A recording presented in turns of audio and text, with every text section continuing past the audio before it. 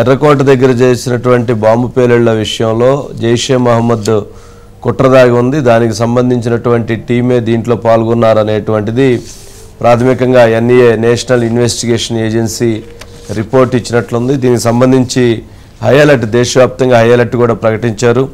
ఈ సందర్భంగా అసలు అంటే ఎవరైతే ఈ I-20లో హోండా I-20లో వచ్చినటువంటి డాక్టర్ ఉమర్ మహమ్మద్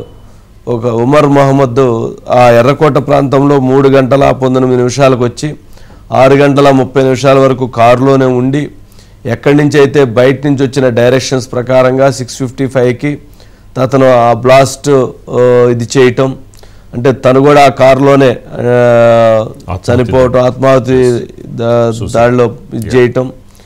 అంటే ఇదంతా చూస్తే ఈ డాక్టర్స్ అనేటువంటిదే చాలా పెద్ద నెట్వర్క్, వాళ్లే ఈ మొత్తం స్కెచ్ ఆపరేషన్స్లో ఉన్నారనేటువంటిది చాలా చర్చ జరుగుతున్నట్లుంది. ఏంటి అసలు ఢిల్లీలో ఉన్నటువంటి రిపోర్ట్స్ ఏంటి, కేంద్ర హోంశాఖ ఏం చెప్తుంది, దీనికి సంబంధించినటువంటి అప్డేట్స్ ఏంటి? అంటే ఆపరేషన్ సింధూర్లో భాగంగా పాకిస్తాన్ ఆక్యుపైడ్ కాశ్మీర్లోని ఉగ్రవాద స్థావరాలపైన జరిపిన మెరుపు దాడుల్లో జైషే మహమ్మద్ సంస్థ అనేది కూడా తీవ్రంగా దెబ్బతిన్నది. మసూద్ అజర్కు సంబంధించిన కుటుంబ సభ్యులు దాదాపు 10 మంది కూడా చనిపోయారు. అతని సోదరికి సంబంధించిన భర్త కూడా చనిపోవడం కూడా జరిగింది. సో ఈ నేపథ్యంలో ఇటు సోదరి ఇండియాలో మహిళలకు సంబంధించిన జైషే మహమ్మద్ టీంను రిక్రూట్ చేసే ప్రయత్నం అనేది కూడా చేసింది. అయితే ఎలాగైనా దానికి ప్రతీకారం తీర్చుకోవాలని చెప్పేసి వాళ్ళు గత కొద్ది రోజులుగా ప్రణాళిక అనేది కూడా రచిస్తున్నట్లుగా కూడా సమాచారం కూడా అంది.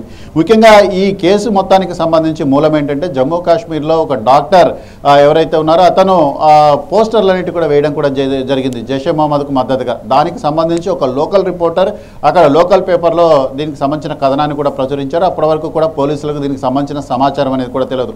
ఆ తర్వాత ఇన్వెస్టిగేషన్ అనేది కూడా ప్రారంభిస్తూ తీగలాగితే దొంగంతా కదిలినట్టుగా ఆ తర్వాత జైల్లో, అంటే ముఖ్యంగా జమ్మూ కాశ్మీర్ వ్యాప్తంగా ఉన్న జైళ్ళల్లో ఉన్న కొంతమంది సానుభూతి పరులు ఎవరైతే ఉన్నారో వాళ్ళని అదుపులోకి తీసుకుని ప్రశ్నించినప్పుడు ఈ టెర్రర్ మాడ్యూల్కు సంబంధించిన భయంకరమైన నిజాలేంటి కూడా బయటపడడం కూడా జరిగింది. సో ఏదైతే ఈ కుట్రలో భాగస్వాములైన వాళ్ళు ఎవరైతే ఉన్నారో వీళ్ళందరూ కూడా ఫరీదాబాద్, అంటే హర్యానాలోని ఫరీదాబాద్ దగ్గరలో ఉన్న ఆల్ ఫలాహ్ అనే యూనివర్సిటీలో వీళ్ళంతా కూడా చదవడం కానీ పనిచేయడం కానీ జరుగుతోంది. అందులో దాదాపు 40% వరకు ఉన్న విద్యార్థులు కానీ లేదా ప్రొఫెసర్లు కానీ వీళ్ళంతా కూడా కాశ్మీర్కు సంబంధించిన వాళ్ళే అని చెప్పేసి కూడా చెప్తున్నారు. సో ఈ నేపథ్యంలో కాశ్మీర్కు సంబంధించి ఒక మత గురువు ఎవరైతే ఉన్నారో, ఇర్ఫాన్ అనే మత గురువు ఎవరైతే ఉన్నారో వీళ్ళందరినీ కూడా రిక్రూట్ చేసినట్లుగా కూడా తెలుస్తోంది. వీళ్ళందరినీ కూడా మైండ్ వాష్ అనేది కూడా చేసి ఈ కుట్రలకు పాల్పడే విధంగా వీళ్ళందరినీ కూడా ఉసిగొలిపాడు. దీంతో ఇది ఒక పెద్ద నెట్వర్క్గా కూడా తయారైంది.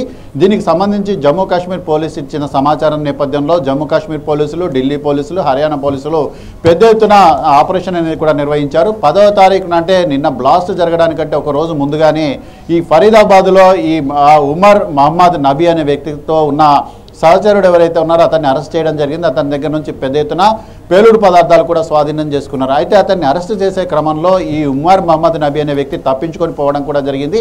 ఆ తర్వాత నిన్న, అంటే ఉదయం 8 గంటల ప్రాంతంలో ఢిల్లీ హర్యానాకు సంబంధించిన సరిహద్దు గుండా ఆయన ఢిల్లీలోకి కూడా ఎంటర్ అయ్యారు. అయితే 3 గంటల ప్రాంతంలో ఒక మసీదు సమీపంలో కూడా ఆయన కార్ పార్క్ చేశారు.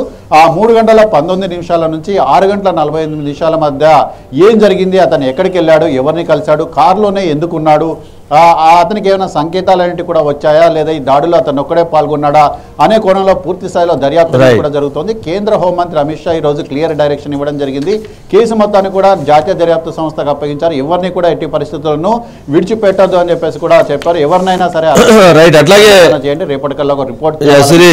శిరీష్, అసలు అంటే ఈ మొత్తం ఎంటైర్ దాంట్లో హైదరాబాద్ కూడా చాలా కీలకమైనటువంటి లింక్ ఉందనేటువంటిది ఎస్టాబ్లిష్ అవుతుంది.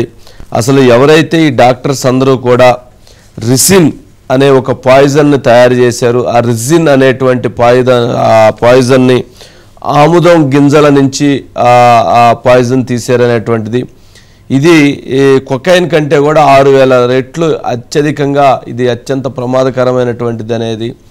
ఒక స్పూను ఆ రిజిన్ అనేటువంటిది కొన్ని వేల మంది ప్రాణాలు తీయగలిగినటువంటి ఇది ఉంటుంది. దీన్ని ఈ డాక్టర్స్ బృందం తయారు చేశారు. అందుట్లో హైదరాబాద్ సెంట్రిక్గా అహ్మద్ మొహియుద్దీన్ అనే అతను దీన్ని తయారు చేశారు. ఇతను కూడా అదుపులో తీసుకున్నారు, ఇతను కూడా కస్టడీ తీసుకున్నారు ఎన్ఐఏ అని చెప్తున్నారు. దీని అంటే గుజరాత్ యాంటీ టెర్రరిస్ట్ స్క్వాడ్ దీన్ని చాలా కీలకంగా ఛేదించిందని కూడా చెప్తున్నారు.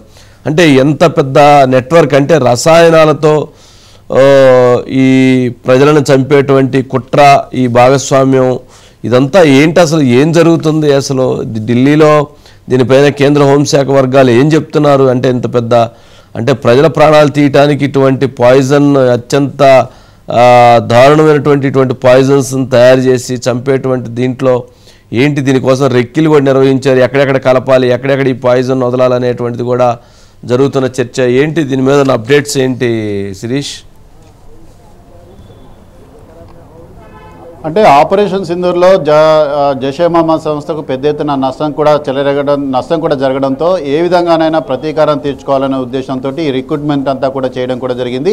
ఇంతకుముందు ఈ టెర్రరిస్ట్కి సంబంధించిన యాక్టివిటీస్ కానీ, బాంబు పేలుళ్ళు కానీ ఎక్కడెక్కడైతే జరిగాయో ఆ ప్రాంతాలకు సంబంధించిన వ్యక్తులందరినీ కూడా రిక్రూట్ కూడా చేసుకున్నారు. అయితే సాధారణ వ్యక్తులు కానీ, లేకపోతే విద్యార్థులు కానీ, లేదా వేరే వాళ్ళు అయితే అనుమానం వస్తుందన్న నేపథ్యంలో ఒక డాక్టర్స్కి సంబంధించిన నెట్వర్క్ను ఉపయోగించుకోవడం కూడా జరిగింది. సో ఈ డాక్టర్స్కి సంబంధించిన నెట్వర్క్ అనేది కూడా విధ్వంసానికి పాల్పడడం అనేది కూడా వినూత్నమైన పద్ధతుల్లో పాల్గొనాలి. ఎందుకంటే నిన్న మీరు అన్నట్లుగా హైదరాబాద్కు సంబంధించిన డాక్టర్ ఒక విషపూరితమైన రసాయనాన్ని కూడా తయారు చేశాడు. నిన్న ఢిల్లీ బ్లాస్ట్లో జరిగింది కూడా అమోనియం నైట్రేట్కి సంబంధించిన లిక్విడ్ ఫామ్ అనేది కూడా జరిగింది. సో ఈ నేపథ్యంలో వీళ్ళందరికీ కూడా వాళ్ళకి సంబంధించిన బాధ్యతలు కూడా అప్పగించారు. కానీ వీరిని ఎరగని రీతిలో పెద్ద ఎత్తున ఇండియాలో విధ్వంసం అనేది సృష్టించి ఒక అల్లకల్లోలం అనేది కూడా సృష్టించడం ద్వారా రెండు వర్గాల మధ్య విద్వేషాలన్నింటి కూడా రెచ్చగొట్టాలి. ఈ విద్వేషాలన్నింటి కూడా రెచ్చగొట్టడం ద్వారా ఇండియాలో సివిల్ వార్ అనేది కూడా వస్తుంది. ఈ సివిల్ వార్ ద్వారా ప్రస్తుతం కేంద్రంలో ఉన్న ప్రభుత్వాన్ని కూలదోయాలి, తద్వారా తమ యొక్క పగ అనేది కూడా సాధించుకోవాలనేది కూడా వీళ్ళ యొక్క వ్యూహంగా కూడా కనపడుతోంది.